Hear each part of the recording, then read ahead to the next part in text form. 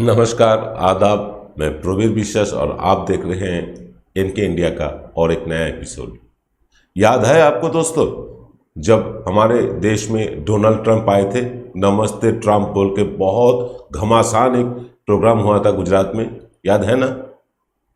उस समय कोरोना भी आया था उनके साथ साथ, उनके पीछे पीछे।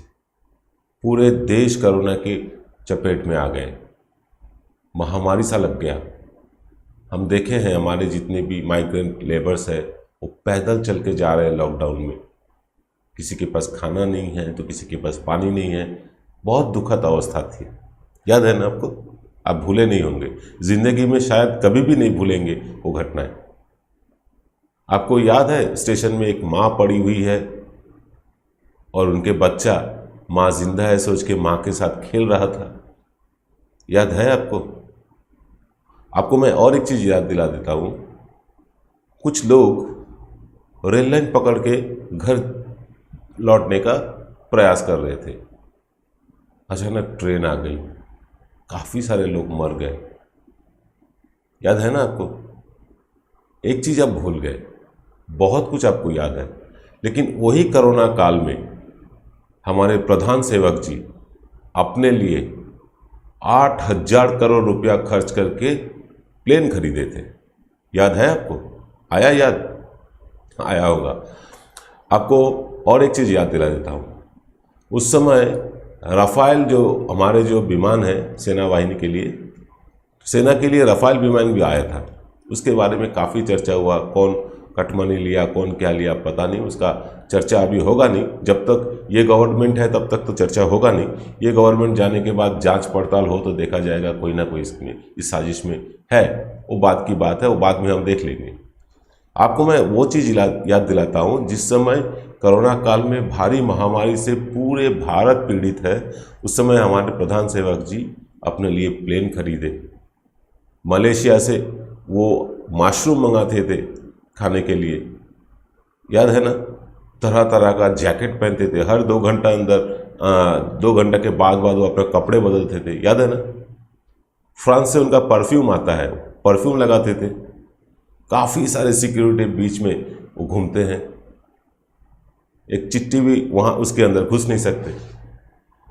यही हमारे प्रधान सेवक जी है। याद है आपको?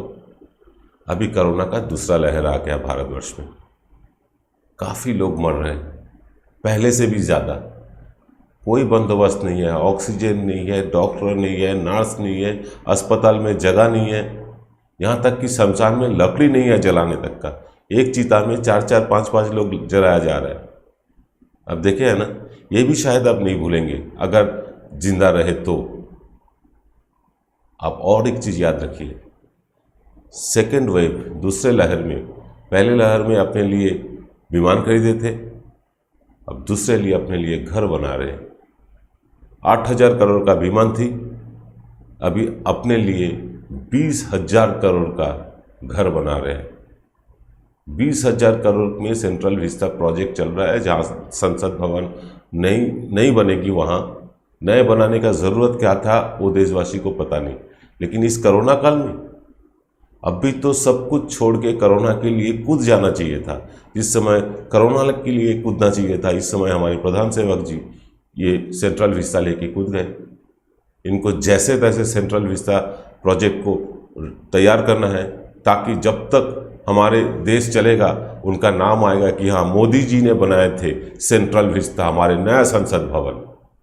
नाम चाहते हैं, काम नहीं चाहते। जब इनसे कुछ पूछो तो ये जवाब नहीं देते। कोई भी पत्रकारों से बात नहीं करते सिवाय अक्षय कुमार, सुधीर चौधरी। इन लोगों को ये सवाल का जवाब देते हैं, मानी पर्स जेब में रखते हैं कि नहीं, आम खाते हैं कि नहीं। तो ये सब सवाल, उल्टा सीधा सवाल जो पूछते हैं उन्हीं को इंटरव्यू देते हैं।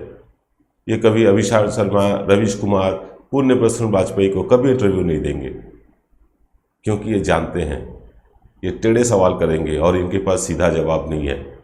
खैर, जो भी है, हम ये जो सेंट्रल विस्ता प्रोजेक्ट है, ये पर्यावरण के लिए कितना अच्छा है कितना बुरा है वो पर्यावरण के लोग समझेंगे, लेकिन हमारे देश के लिए कितना ज़रूरी है। इस माहौल में 20,000 करोड़ में कितने लोगों को वैक्सीन दिया जाता है? कितना ऑक्सीजन प्लांट बैठाया जाता, कुछ नहीं हो रहा है। पिछले साल पीएम केयर फंड हुआ था ना, याद है आपको? काफ़ी लोगों ने पैसा दिया। कभी पेपर में आ रहा है अक्षय कुमार 5 करोड़ दिया, तो दूसरा एक्टर 2 करोड़ दिया, किसी ने 10 करोड़ दिया, अंबानी ने इतना करोड़ दिया, अदानी ने इतना करोड़ दिया। काफ़ी सारे करोड़ों करोड़ों रुपया जमा हो रहे थे ना। वो पैसा कहाँ से आया और किस हिसाब से खर्चा होगा, उसका सवाल आप कर नहीं सकते, क्योंकि वो ट्रस्ट है, वो सरकारी फंड नहीं है। सरकारी फंड नहीं है तो पीएम केयर क्यों, मोदी जी का फोटो लगा के लोगों से पैसा क्यों मांगे, इसका जवाब नहीं है। खैर, पीएम केयर तो बना, वो पैसा कहाँ गया नहीं गया किसी को पता नहीं। अभी ये लोग बोल रहे हैं पीएम केयर से हम लोग ऑक्सीजन प्लांट बना रहे हैं, कुछ जगह बनाए भी है, लेकिन यही ऑक्सीजन प्लांट आज से 8 महीना पहले आप क्यों नहीं शुरू किए? तब तो पूरे देश में जितने अस्पताल हैं सभी में ऑक्सीजन प्लांट हो जाता। दिल्ली के लोगों को, गुजरात के लोगों को बिना ऑक्सीजन का मरना नहीं पड़ता। आप ऐसा सरकार चला रहे हैं जहां लोग जीने के लिए ऑक्सीजन तक नहीं मिलता, खाना वाना बाकी सब तो छोड़िए। फिर आधा लॉकडाउन जैसा पूरा देश हो गया, कुछ राज्यों में पूरा लॉकडाउन चल रहा है, लोगों का कमाई फिर से कम हो गया। लोग क्या खाएंगे, कैसे जिएंगे, इसके बारे में आप सोच नहीं रहे हैं। आपको सेंट्रल विस्ता बनाना है 20,000 करोड़ का, आपका घर बनाना है, आपका आवास स्थल बनाना है। पर प्रधान सेवक जी, आप जो भी करो, आपका ये जो दिखावट का काम है, आप जो लोगों को इम्प्रेस करने के लिए अपना ताम झाम दिखाते हो, इसको कभी देशवासी माफ़ नहीं करेंगे, कभी नहीं करेंगे। अभी भी समय है, 2024 आने में काफ़ी समय है, लोगों का विश्वास जीतिए। आप बोले थे ना, सबका विकास सबका विश्वास, किसी का विकास नहीं हुआ। विकास हुआ तो कुछ बिजनेसमैनों का हुआ, मोदी का हुआ, मेहुल चोस्की का हुआ, कुछ लोगों को हुआ ना, लेकिन आम जनता को क्या विकास हुआ? कुछ नहीं। कुछ शौचालय बना दिए, विकास हो गया। नमामि गंगे में 4,000 करोड़ रुपया बजट बनाए थे, कहाँ गया वो पैसा? कितना साफ हुआ गंगा? आप एक प्रोजेक्ट लाए थे, बैम्बू प्रोजेक्ट। बैम्बू प्रोजेक्ट में आप भी हजारों करोड़ रुपया इन्वेस्ट किए थे, क्या हुआ बैम्बू का? सारा बांस तो लोगों के पीछे जा रहा है, आपका क्या? आप बेटी पढ़ाओ बेटी बचाओ बोल के कोई प्रोजेक्ट लाए थे, आधा पैसा तो आप विज्ञापन में खर्च कर दिए, आधा से ज़्यादा। कितना बेटी को पढ़ाए आप, क्यों ना हुआ, इसका जवाब नहीं देंगे आप। खैर, आप तो कोई चीज़ का जवाब नहीं देते, आप सिर्फ मन के बात कहते हैं। मन के बात जिनको सुनाना चाहिए था उनको आप गुजरात छोड़ के आए, और जिनसे डायरेक्ट बात करना चाहिए था, जिनका सवाल लेना चाहिए था, जिनको जवाब देना चाहिए था, उनको आप मन की बात सुनाते। प्रधानमंत्री जी, अभी भी समय है 2024 आने में, आपको अभी भी लोगों के विकास में थोड़ा नज़र देना चाहिए। मैं आपसे विनम्र निवेदन करता हूं कि आप थोड़ा ये दिखावट का काम छोड़ दीजिए। ये 2 घंटा के बाद अपना कपड़ा चेंज करना, फ्रांस से साबुन मंगाना, फ्रांस से परफ्यूम मंगाना, ब्रांडेड घड़ी पहनना जिसका दाम 8 लाख 10 लाख रुपया होता है, आपका शायद 2 करोड़ 4 करोड़ होगा। मोबला पेन यूज़ करते हैं, क्या दरकार है मोबला पेन इस गरीब देश में? अब अपने लिए कीमती गाड़ी खरीद के रखे हैं, अपने लिए प्लेन खरीद के रखे हैं, अपने सुख सुविधा के लिए सब कुछ करके रखे हैं, लेकिन लोगों को क्या दे रहे हैं हम? लोग बड़े दुखी हैं आपसे, अभी भी आप सुधर जाओ। मैं ज़्यादा बात नहीं करूँगा, लेकिन मैं देशवासियों से एक निवेदन करूँगा कि आप इनको दोबारा मौका दिए। क्यों दिए आपको भी पता है, क्योंकि आपके सामने कोई विपक्ष नहीं थी उस समय। राहुल गांधी प्रधानमंत्री का एक काउंसलर बनने तक का उनका योग्यता नहीं है, वो चले थे प्रधानमंत्री बनने। लेकिन जिन लोगों का क्वालिटी है, जिन लोगों के पास एडुकेशन है, पॉलिटिक्स समझते हैं, लोगों को कुछ काम करना चाहते हैं, ऐसे लोगों को चुन के लाइए। बहुत सारे लोग देश में हैं। हमारे सामने बंगाल में ममता दीदी है, जो 10 साल में बंगाल का पूरा हाल बदल दिया। ऐसे लोगों को सामने लाइए। ये राहुल गांधी से कुछ होने वाला नहीं है। गांधी परिवार जब तक अपना जो परिवारवाद नहीं छोड़ेंगे, तब तक कांग्रेस का कुछ होने वाला नहीं है।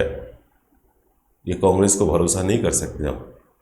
हाँ, जिसको भरोसा करते हैं उनका नाम है ममता बनर्जी, जो बंगाल में काफ़ी विकास किए हैं। साथ साथ बंगाल के लोगों का जो लाइफस्टाइल है वो बदल दिए। हर घर में पानी, हर घर में बिजली, हर घर के सामने पक्का सड़क, लोगों को महीना पैसा देना, गरीबों को मुफ्त में राशन देना, ट्रीटमेंट देना। 5 लाख रुपए का ट्रीटमेंट आप कोई भी नॉन गवर्नमेंट ऑर्गेनाइजेशन में जाके आप करा सकते हो। इंश्योरेंस है 5 लाख का।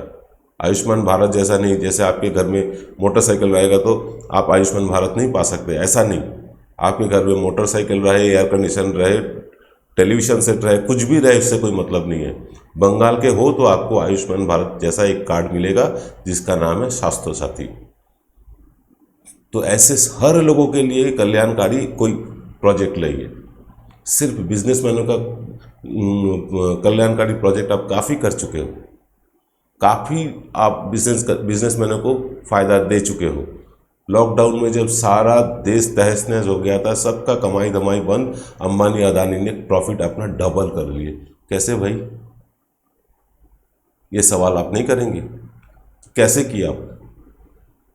लेकिन इनका कमाई चलता रहेगा जब तक हमारी ये प्रधान सेवक जी रहेगा। इनका कमाई में कुछ फर्क पड़ने वाला नहीं है। फर्क पड़ेगा तो मेरा, आपका, आप जैसे आम आदमियों का। आज भर इतना ही। सब सावधानी से रहिए, कोरोना से बचिए। जय हिंद।